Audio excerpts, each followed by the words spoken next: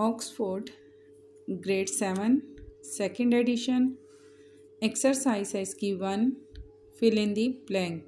ठीक है, सबसे पहले एक्सरसाइज 1 में इन्होंने दी हैं fill in the blank. A part है इसका, if A is equal to curly bracket A T E curly bracket बंद, number A is equal to, तो हमारे पास ए का जो नंबर है नंबर ए, ठीक है, ये ए की हमारे पास वैल्यू दी गई है, तो नंबर ए हमारे पास क्या होगा इज़ इक्वल टू 3। यहाँ हमारे पास कितने नंबर हैं, ये हमारे पास 3 हमारे पास अल्फ़ाबेट हैं, ठीक है, 1 2 एंड 3। तो number A is equal to हमारे पास क्या आएगा 3। सेकंड है इसका, if B is equal to letter in the word बनाना। ठीक है, नंबर बी, अब ये बी है, बी में जो लेटर्स दिए गए हैं, जो वर्ड्स हैं वो हैं BANANA बनाना। तो नंबर बी हमारे पास क्या होगा इज़ इक्वल टू 3। 3 कैसे होगा, यहाँ पर हमारे पास देखें बी एक वर्ड हो गया, AN, अब इस ए को हम काउंट नहीं करेंगे क्योंकि ये ए हमने पहले काउंट कर लिया है, फिर इस एन को काउंट करेंगे और ए, ठीक है, बी ए, अब एन ए ये दोनों क्रॉस हो जाएंगे और फिर ए बनाना।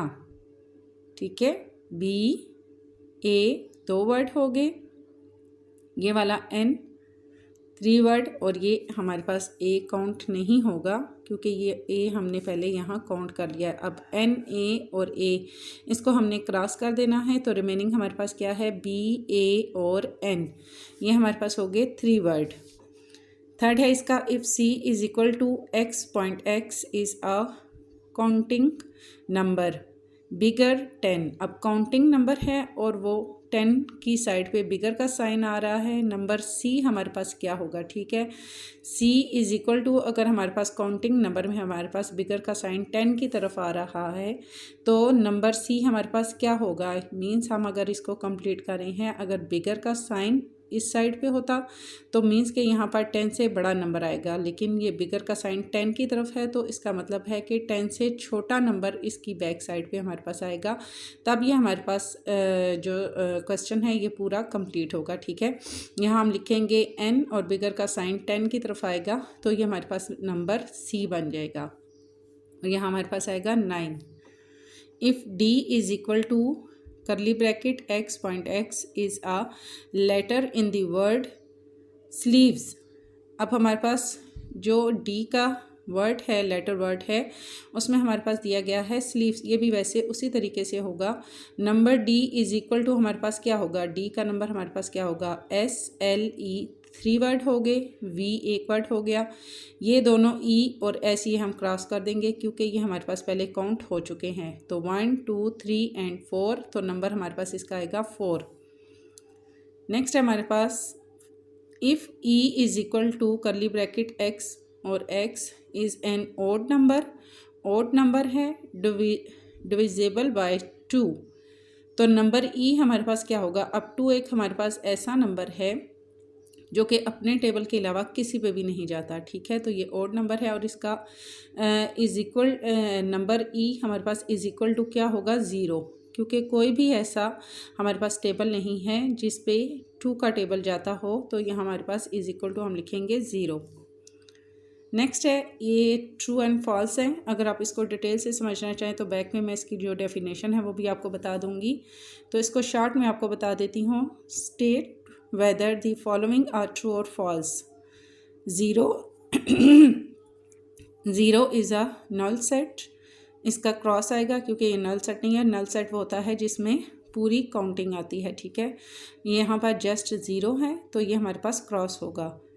Equivalent set contain the same number of elements, ये हमारे पास आ जाएगा ट्रू।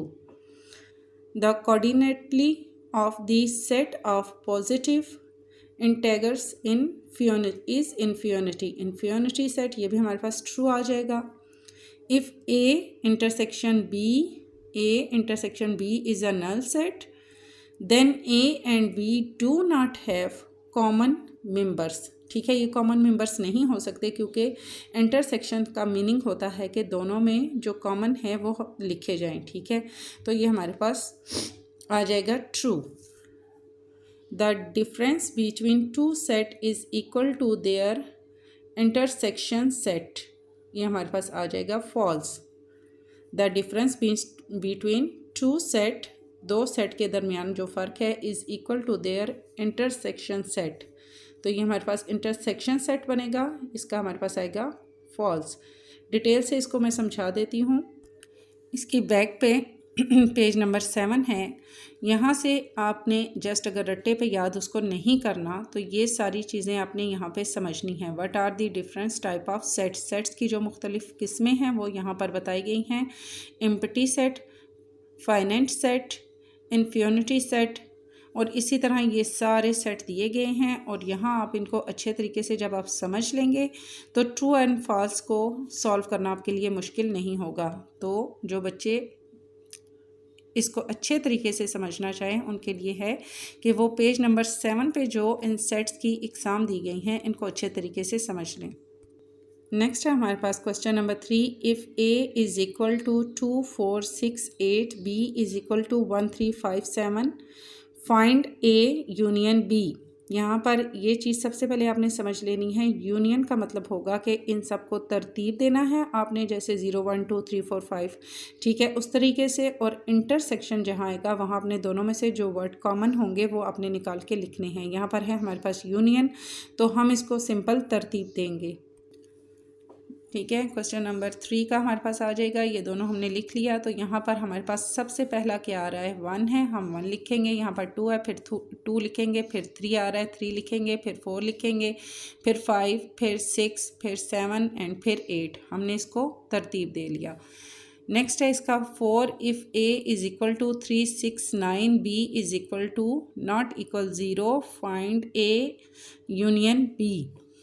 यहाँ पर भी हमने करना है सिंपल, इन्होंने एक ही चीज़ दी है, बी में हमारे पास कुछ भी नहीं है, तो इसी को हमने नीचे लिख देना है 3 6 एंड 9। क्वेश्चन नंबर 5 है, if R is equal to 1 2 3 4 and 5 and 6, S is equal to 0 3 6 9 and T is equal to 1 3 5 and 7, find R intersection T, ठीक है, आर इंटरसेक्शन टी। फर्स्ट है एस इंटरसेक्शन आर 3 एंड 6, और third T intersection S. अब ये हमारे पास कैसे आया, जहाँ पर आर इंटरसेक्शन टी है। इंटरसेक्शन का मैंने पहले भी बताया था कि दोनों में जो कॉमन है वो हमने वर्ड यहाँ पे लिखने हैं, आर और टी। ये हमारे पास आर की है, ये हमारे पास है टी की। अब यहाँ पे जो जो हमारे पास कॉमन है, जैसे कि ये 1 है, यहाँ भी 1 है, 1 हमने लिख लिया। यहाँ पर 3 है, यहाँ भी 3 है, हमने 3 लिख लिया। नेक्स्ट हमारे पास यहाँ 5 है, यहाँ भी 5 है, अब हमने 5 लिख लिया। जस्ट हमने आर और टी इन दोनों के जो नंबर हैं इनको हमने देखना है। नेक्स्ट है हमारे पास एस इंटरसेक्शन आर, फिर हम देखेंगे एस और आर को, इन दोनों में जो चीज़ कॉमन होगी वो हम लिखेंगे। जैसे यहाँ पर 0 है, यहाँ नहीं है, यहाँ पर 3 है, यहाँ भी 3 है, 3 हमारे पास कॉमन आ जाएगा। यहाँ पर 6 है और यहाँ भी 6 है, यहाँ हमारे पास 6 कॉमन आ जाएगा, ठीक है। इन दोनों में जो कॉमन थे वो 3 एंड 6 थे। नेक्स्ट है T intersection S, T T और एस, इन दोनों में अब जो हमारे पास कॉमन है वो हम लिखेंगे। यहाँ पर 1 है, 1 इसमें नहीं है, 3 है, 3 दोनों में कॉमन है, 5 है, 7 है, यहाँ 6 और 9 है, तो जस्ट 3 इन दोनों में कॉमन है। तो हम यहाँ पर 3 का जो आंसर लिखेंगे वो हम लिखेंगे 3। क्वेश्चन नंबर 6 है, if u is equal to 0 1 and 2 और 8 तक काउंटिंग जाएगी, a is equal to 0 1 2 3 and 1 2 and 3, b is equal to 2 3 4 5 and 6, c is equal to 5 6 7 8, d is equal to 2 4 6 और 8। फाइंड हमने करना है a union b। a union b है, हमने तरतीब देना है a यूनियन b को, a एंड b, ये हमारे पास a और b है और इसको हमने तरतीब देना है। a इज़ इक्वल टू, इसके जो नंबर है हमने लिखे, b is equal to, b की जो नंबरिंग दी गई है वो हमने लिखनी है, दोनों को हमने तरतीब देना है। हम पहले लिखेंगे 0, फिर लिखेंगे 1, फिर लिखेंगे 2 3, फिर यहाँ पर ये जो कॉमन है, अब यहाँ 2 दोनों पे है तो एक ही बार हमने लिखना है, ठीक है। 3 दोनों में है, 3 को भी एक ही बार लिखना है क्योंकि हम तरतीब दे रहे हैं। फिर 4 5 एंड 6, ये हमने इसका तरतीब दे लिया। नेक्स्ट हमारे पास इसका सेकंड है a इंटरसेक्शन b। ए और बी दोनों को हमने लिख लेना है, दोनों की हमने नंबरिंग लिखनी है और इंटरसेक्शन में हमने क्या करना है, कॉमन जो वर्ड हैं उनको हमने लिखना है। यहाँ पर हमारे पास 2 कॉमन है, हम 2 लिखेंगे, फिर हमारे पास 3 कॉमन है और 3 लिख देंगे।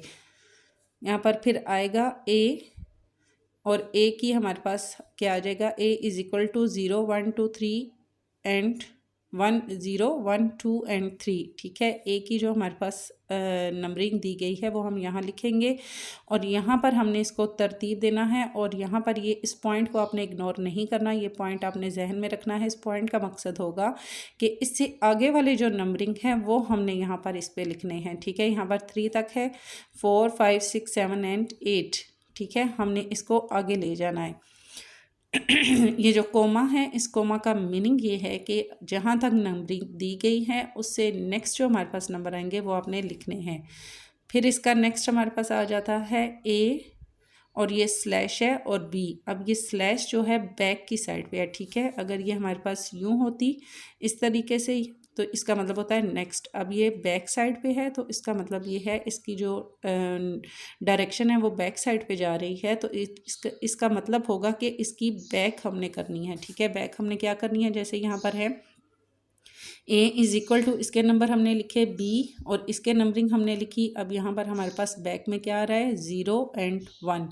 इससे आगे की 2 3 4 5 6 7 ये हमने नहीं लिखना, क्योंकि इसके बैक पे हमारे पास और कोई नंबर नहीं आ रहा। इससे पीछे तो हमारे पास कोई भी नंबर नहीं आएगा, 0 से पीछे तो कोई नंबर नहीं होता, तो फिर हम लिखेंगे 0 एंड 1। इसी तरह हमारे पास डी इसका आ जाएगा, डी और ये स्लैश और ए, ये स्लैश भी बैक साइड पे जा रही है, तो D is equal to D की नंबरिंग हमने लिखनी है, स्लैश डालनी है, A is equal to A के नंबरिंग हमने लिखनी है।